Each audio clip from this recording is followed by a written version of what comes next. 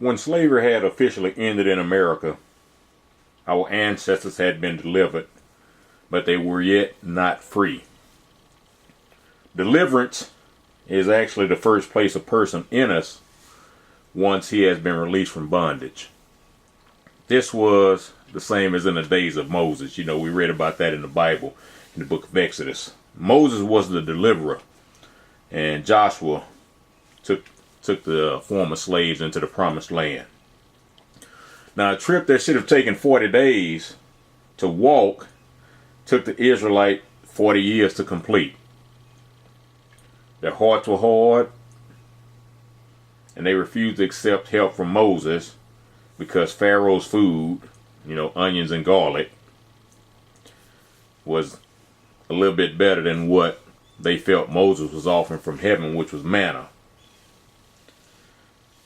Daily, fresh food daily. And so the slaves preferred eating the onions and garlic. And because they had the taste of onions and garlic in their system, their palate was so used to it, they had no desire for fresh manna on a daily basis. Isn't that amazing? I guess it's somebody that eats, you would think it's like somebody working in a fast food restaurant. After a period of time, they don't like the food in the restaurant that they work at because they're around it every day. But those slaves are a little bit different. But although there were many blacks who took the mantle of deliverance after slavery had officially ended here, Frederick Douglass would be the front man in the beginning, like Moses, in my opinion. And later on, Booker T. Washington would take the role as a Joshua. Washington was helping blacks get educated and learn trades. Frederick Douglass was basically the orator for the most part. Now, Washington was an orator as well, but Douglass was an orator going around talking about the ills of slavery, whereas Booker T. Washington said, okay, Douglass has done that, now it's time for us to move forward. Like Joshua said, okay, Moses has, come and got y'all and talked to Pharaoh about the ills of slavery, now it's time to move on. So Washington picked up the mantle where Frederick Douglass stopped. It's never been a secret that I'm a big fan of Booker T. Washington and what he has stood for and what he worked to accomplish. Washington has so many teachings, lectures, and books that have never been publicized. Most of us have only heard about Up From Slavery, but there are many more. And along comes W.E.B. Du Bois, who told blacks that what Washington was doing and talking about was useless and not beneficial for blacks. Kind of like today's mindset with those who claim to speak for black people all the time. They've made it in this society financially and economically, and they move away from black people, and then they go and get paid by the oppressor, and then come back and tell other black people they victims and can't make it without the government and oppressor's help. And so Du Bois told blacks that they needed to go to the former oppressor and asked the oppressor to let us into their schools and their companies. He told blacks they needed to go back to deliverance, if you can believe that, because freedom was a hard place to be. And where we're at right now, it seems to be back in deliverance again as a people. We're not free. And we think we're free, but all we've been doing is walking around in deliverance, walking around in that desert for 40 years, and we ain't even seen the promised land. We don't even know, how many miles of promised land is off. It's just around the corner, but we're going to have to change who we listen to. And so Du Bois told blacks that freedom required too much responsibility. And if they could go back under the control of master, they could forever be dependent and irresponsible, and not have to work as hard as those laboring in their own companies. I mean, and we'll always work harder for self than we do for somebody else once we put our mind to it.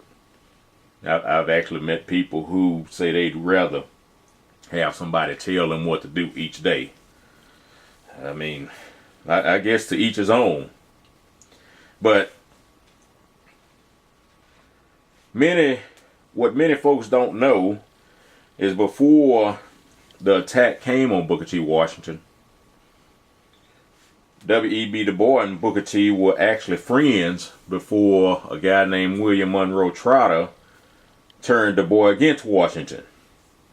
And in the Crisis magazine, of which Du Bois was the editor for the NAACP, you know, the white-owned pro-black organization, he actually promoted Booker T. Washington and what he was doing in the early years of the magazine. And according to Howard University Dean Kelly Miller, he was a professor and then he became dean of Howard University. You know, and he actually lived during the same time as these guys. But according to Howard Miller, it was William Monroe Trotter who turned Du Bois against Washington. And, you know, these are Dean Miller's words. He wove a subtle net about W.E.B. Du Bois, the brilliant writer and scholar, and gradually weaned him from his erstwhile friendship for Mr. Washington, so as to exploit his prominence and splendid powers in behalf of hostile forces. Dr. Du Bois is passionately devoted to the welfare of this race, but he has allowed himself to be exploited in a function which he is naturally unfit. And that's in a book Miller wrote, and I would advise finding you a copy, Radicals and Conservatives and Other Essays on the Negro in America. It's an excellent read, trust me. It's actually a couple of books in one, but it's pretty good. And as much as blacks criticized Washington for the speech dubbed the Atlanta Compromise, Du Bois actually wrote Washington a letter soon thereafter congratulating him for the speech. Deliverance is a learning ground until a degree of maturity sets in and full-fledged freedom is attained. The place of deliverance is like a child first learning how to crawl before they walk, I should say. They're not strong enough to venture out on their own and do battle with the world. But freedom gives them a level of or degree of responsibility that can harm them if they're given that right straight out the gate. The blacks who had come out of slavery were babies, and Washington treated them that way until they reached maturity. Du Bois treated them as babes as well, but had an objective to forever keep them as babes, never to venture out on their own. However, in Du Bois' defense, he had handlers who weren't black. That's funny, you know, because we're still dealing with that right today. And Washington, ironically, gets called a sellout. Washington's NNBL didn't have any any whites in leadership or anything else for that matter, but the NAACP did. The Urban League did. To make it more plain, when a person starts a new job, they don't just hand them the reins to take over the company agenda. It takes time to learn the ins and outs before responsibility is actually placed upon them to handle the affairs of the company. The slaves had been delivered from the oppressor's brutal hand. For those who had tasted freedom before slavery had ended, they turned around and extended a hand to those newly freed slaves and showed them the way to go. They showed them that in order to be free, they had to own something. Own something. Isn't that amazing? Own something. Our ownership rate as a people is dismal. But they turned around and reached that hand back.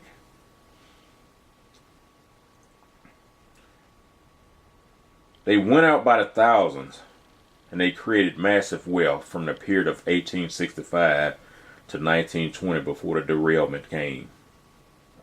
Now, the derailment had already been in the works for about 10, 11 years. And you know, the NAACP was started in 1909.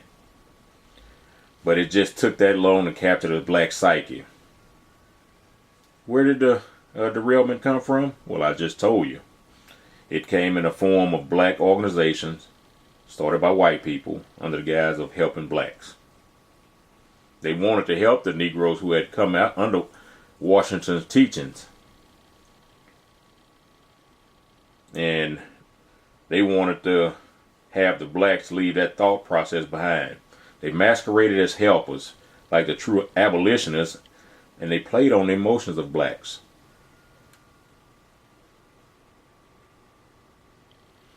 And we are a highly emotional people. And emotions don't allow you to think properly a lot of times. They talked about helping blacks fight American imperialism, capitalism, racism, and discrimination. Because those issues were the ones that were supposed to be holding the black people back.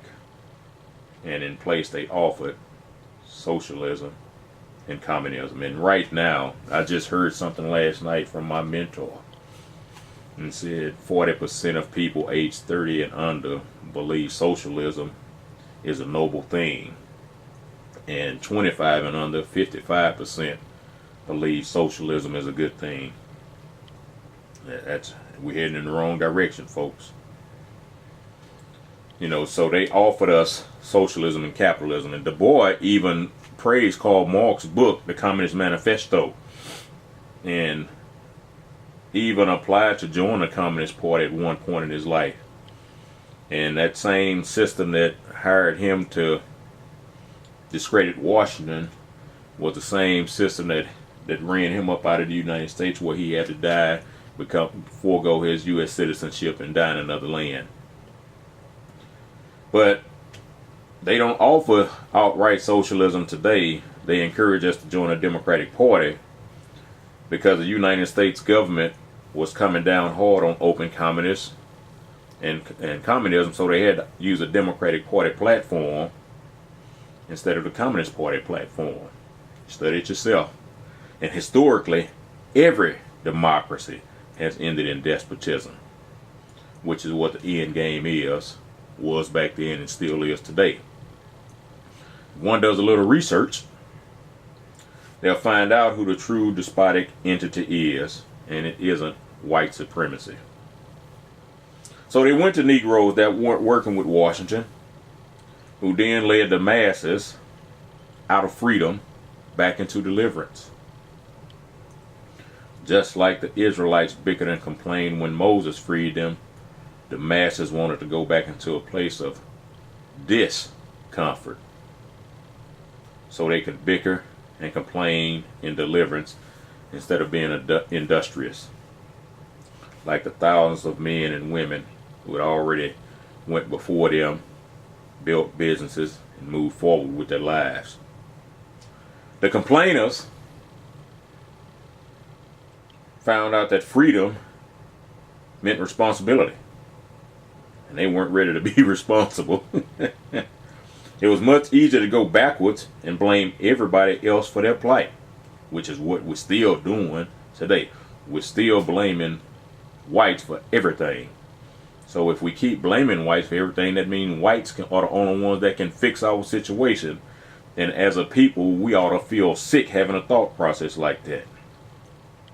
Sure, during that time there was a large stain of slavery that had been placed in front of them. But industrious blacks refused to allow that stain to tarnish the rest of their lives. For the blacks who had made it through their own efforts, the black misleadership was able to convince the masses that those blacks were sellouts and did not care about the exact same situation they were in together. That somehow has become an overriding theme in the black race. We're still claiming that blacks who work hard and don't play the victim don't understand the plight, or we call them Uncle Tom. And I tell people all the time, and I'll keep mentioning it every time I have something on a video or an article. If you've never read the book Uncle Tom's Cabin, you don't know who Uncle Tom was. So until you read the book, stop calling somebody that. But they called Uncle Tom. Then they called Ruckus. Or they used Coon. I've been called all of them, and I don't care. One will be hard-pressed to believe those black folks had forgotten what they had just lived through. However, based on their different responses, we see they had no time to fret about grievances and discrimination. A large part of their lives has been spent in bondage, and they were working to improve the rest of their life. Grievances and hate drain too much energy. Look at our situation in this country. We have wasted so much energy begging man to right his own heart and give back what he has stolen from us that we have blinders on to any other opportunity outside of the system we complain about that approaches us. We complain about the system, but we go to the system schools put in place to indoctrinate blacks and allowed them to teach us their inflated and glorified history. Did you hear that? Amazingly, we complain about these very indoctrination centers that refuse to teach us our history. But that's what we wanted by all of our actions. We had our own schools before 1902, and we were doing the educating of our youth, teaching our own history. We had our own universities. Now, if I'm not mistaken, there were quite a few HBCUs, over 100, I believe, in the year 1900s. But, and that was around, like I said, around the turn of the 20th century, we had over 100 HBCUs. We had our own sports franchises, but we had to be part of the system franchises. We had our own companies before we decided to listen to black men and women who had built zero or anything else. You know, they hadn't built no businesses. They hadn't done nothing but went to the oppressor and said, make it right. And they told us that prestige was working for the government or the system. And we're still like that today. And by having our own companies, we did a much better job of training our own kids. The very thing we fought against, we worked hard to become a part of. And now we're seeing a resurgence of more blacks wanting to take their kids out and put them in and do private schooling and homeschooling, which I think is a noble idea because parents were responsible for the education anyway, not the government. But we're still fighting today against anything that goes against the system that could free us. Anything. We complain about the system, talk about how the system treats us. Somebody come and say, hey, let me show you a way to get from under the bondage of the system. What you talking about? Even though our schools are integrated, we still complaining about the one-sided history aspect in the school system. When are you going to take the time yourself and learn some history and teach your own kids history? When are you going to do that? You know, get out the front of that TV. Get off your phones for a moment. Spend some time with your kids. Even though companies are integrated, we are still complaining about the discrimination within those parameters. We cry about how much the system harms and does not favor us, but our entire being is centered around being right in the middle of the system. We have to stay in the middle of the system because we're still being excluded from the top levels in their companies. I mean, yeah, we have some promotions here and there of blacks. Not black-owned companies, you know. It's a slim chance that you're going to get to the top levels. But we want to be right in the middle of the system. In the entire history of this country, we have had only 15 Fortune 500 CEOs that were black. And Ursula Burns stepped down from Xerox in December 2016. And I believe that dropped us down to our current total of 4 black CEOs within the Fortune 500 system. And we have 0 majority black-owned companies on that Fortune 500 list. Although DuBois attacked Washington, he will later offer a posthumous apology to him, saying that the philosophy of Washington was right. It's time for black America to treat Washington with the same respect as DuBois, and then learn, study, and follow his teachings. We need to get rid of the talented tent mentality. That mentality has messed us up big time. And we need to embrace the mentality of self-dependence, entrepreneurship, because the talented tent mentality has destroyed us.